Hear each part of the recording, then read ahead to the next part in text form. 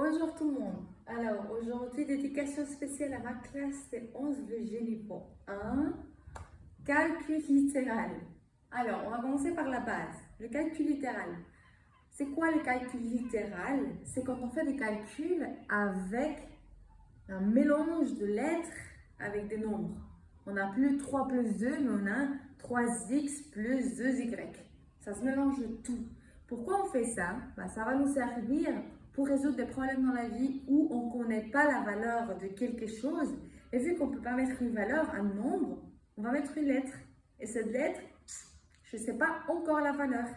Et après, on utilisera des techniques comme les équations pour résoudre la valeur de cette lettre.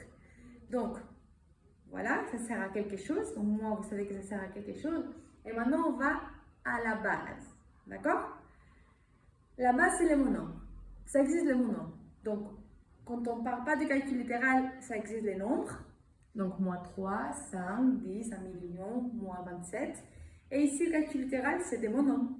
Que c'est un mélange entre un nombre qui peut être positif ou négatif, collé, donc multiplié, mais ça veut dire la multiplication, on l'enlève, et les coller, ce nombre il est collé aux lettres.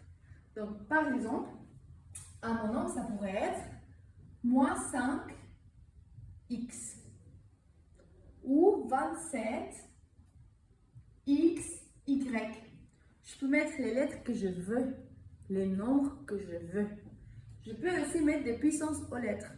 Par exemple, ça peut être 3x au carré y z cube. D'accord? Toujours coller un signe, donc le signe de mon nombre avec un nombre et avec une partie avec des lettres, tout ça collé, ça va faire un monombre. Ok? Monombre, ça veut dire 1. Monombre, ça veut dire 1. Donc un monombre, c'est quand tu mets 1. Et un polynôme, ça va être une chaîne de monombres, un après l'autre. Par exemple, on va réfléchir à un monombre, par exemple, moins 7x.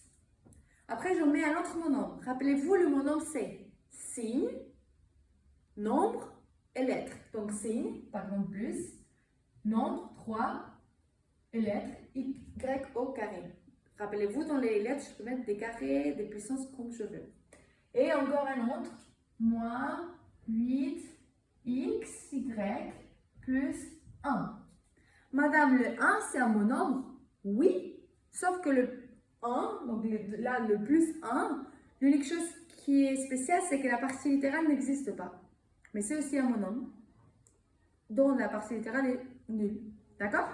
Donc, tout le monde voit, ça c'est un monombre, ça c'est un monombre, ça c'est un monombre.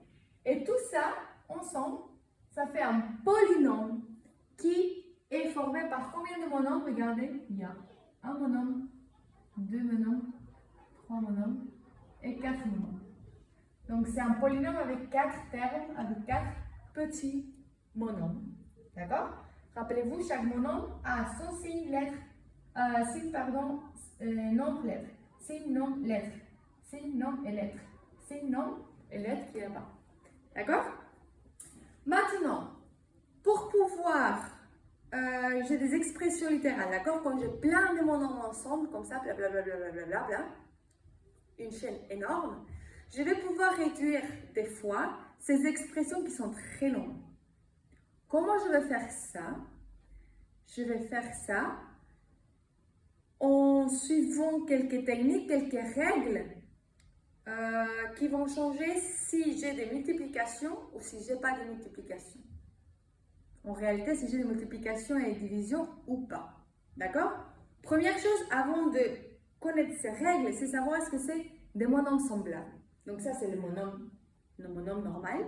C'est quoi des monombres semblables? Des monombres semblables, c'est comme si c'était une famille. C'est une famille de monombres qui sont semblables, parce que c'est des familles, on se ressemble, n'est-ce pas, avec la famille, qui vont avoir la même partie littérale, les mêmes lettres. Donc, première chose, savoir qu'un monombre est composé par des coefficients, qui sont le signe avec le nombre, et la partie littérale, qui sont les lettres. Donc, on va dire ici, on va mettre en jaune, ça va être le coefficient, et en rose, je vais parler des parties littérales. Pourquoi on appelle partie littérale? Parce que c'est des lettres. Donc, si je dois ici reconnaître où se trouve mon coefficient, coefficient on a dit que c'est le nombre avec son signe. Donc, ça, c'est le coefficient. Ici, le coefficient, c'est 27. Ici, c'est 3. Ici, le coefficient, c'est moins 7. Ici, c'est plus 3. Ici, c'est moins 8. Et ici, c'est plus 1. Et maintenant, les parties littérales. Les lettres. Lui, ça. Et les lettres avec ses puissances. Je n'oublie pas les puissances. Les puissances avec la lettre. Et ici, il n'y a pas. Donc, je ne mets pas. D'accord? Et maintenant, justement, ces monomes semblables, ça va être les monomes qui ont la même partie littérale. Donc, par exemple, je vais faire ici quelques exemples. En bleu.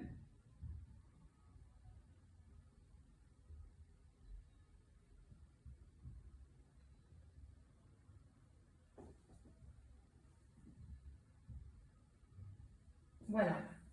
J'ai 1, 2, 3, 4, 5, 6 et 7 monomes. Je vais mettre les monomes semblables ensemble. Pour ça, il faut que je dise c'est qui le coefficient et c'est qui la partie littérale. Je vais attaquer avec les coefficients. C'est qui le coefficient ici? Le signe avec son nombre. Donc, moins 3. Ici aussi, moins 3. Ici, regardez, j'ai moins y. Je n'ai pas de nombre. Quand il n'y a pas de nombre, c'est comme si c'était un 1. Donc, mon coefficient ici, c'est le moins 1. Ici, regardez, devant lui, je n'ai pas de nombre devant. Donc, c'est un 1 aussi.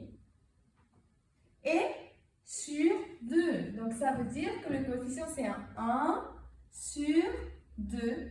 C'est 1,5. Ici, le coefficient, c'est le 2. Ici, c'est le 1. Et ici, c'est le 5. On va à les parties littérales. Les lettres, donc X, Y, Y. Ici, c'est le X.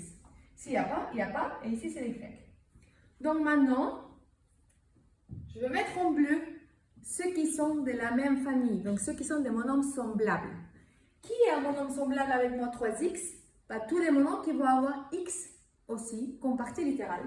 Donc, lui, il est avec pas lui, lui qui est x aussi, pas lui et pas lui.